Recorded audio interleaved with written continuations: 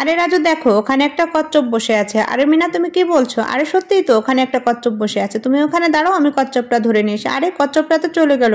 আরে ওভাবে হবে না, চলো আমরা বাড়ি থেকে ওর খাবার নিয়ে আসি। এই কলিজাগুলো স্লাইস করে কেটে বড়শিতে গেঁথে নেব আর এভাবেই ওদেরকে ধরবো।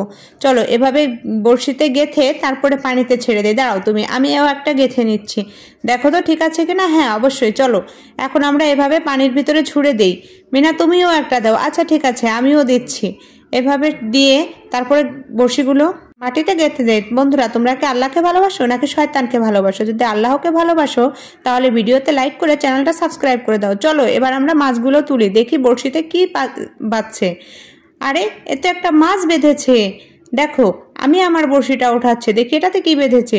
আরে এটাতে তো একটা কচ্ছপ বেঁধেছে। তাহলে চলো, দেখো অনেকগুলো হয়ে গেছে। এখন আমরা বাসায় গিয়ে এগুলোকে পরিষ্কার করে সুন্দর করে রান্না করে নিই। এবার আমি এটাকে কেটে নিচ্ছি, পিস পিস করে কেটে মশলা দিয়ে এবার অনেকগুলো ডিম দিয়ে কচ্ছপটাকে দিয়ে ভুনা করে নিই। এটা একটা চাইনিজ রেসিপি। তো দেখো কি সুস্বাদু হয়েছে খাবারটা, দেখেই লোভনীয় মনে হচ্ছে। দেখো রাজু আমি রান্না করেছি, টেস্ট করে দেখো। আরে মিনা সত্যিই তো তোমার খাবারটা খুব দারুণ টেস্ট।